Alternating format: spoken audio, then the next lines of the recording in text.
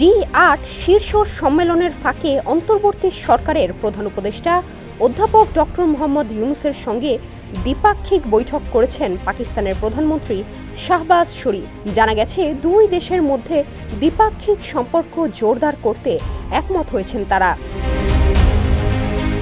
বৃহস্পতিবার কায়রোতে ডি8 শীর্ষ সম্মেলনের ফাঁকে এ বৈঠক অনুষ্ঠিত হয়। এ তথ্য জানিয়েছে প্রধান উপদেষ্টার প্রেস উইং। এ সম্মেলনে যোগ দিতে গত বুধবার মিশর যান ডক্টর মোহাম্মদ ইউনূস। এর আগে মিশরের রাজধানী কায়রোতে প্রধান উপদেষ্টা অধ্যাপক মোহাম্মদ ইউনূসের সঙ্গে সাক্ষাৎ করেন মালয়েশিয়ার উচ্চশিক্ষা বিষয়ক মন্ত্রী doctor জাম্বরি Abdul Kadir. Doctor Mohammad Yunus 19 December অনুষ্ঠেয় ডি8 শীর্ষ সম্মেলনে যোগ দিতে দুদিনের রাষ্ট্রীয় সফরে গত মঙ্গলবার দিবাগত রাতে কায়রোর উদ্দেশ্যে ঢাকা ত্যাগ করেন।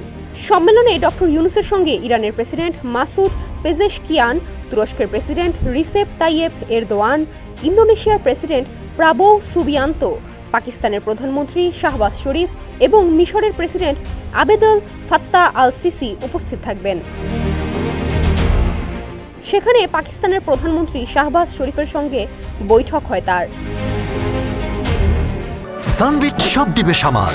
সানবিট ম্যাজিক প্রেস ডিশওয়াশিং এর মাথা ঘোরানো সলিউশন। ডি8 অর্থনৈতিক সহযোগিতা সংস্কার 2024 সালের শীর্ষ সম্মেলন মিশরের রাজধানী কায়রোতে অনুষ্ঠিত হচ্ছে। মিশর এ সম্মেলনে অংশ নিতে বাংলাদেশের অন্তর্বর্তী সরকারের প্রধান উপদেষ্টা অধ্যাপক ডক্টর মোহাম্মদ ইউনূসকে আমন্ত্রণ জানায়। ডেস্ক রিপোর্ট, সমকাল।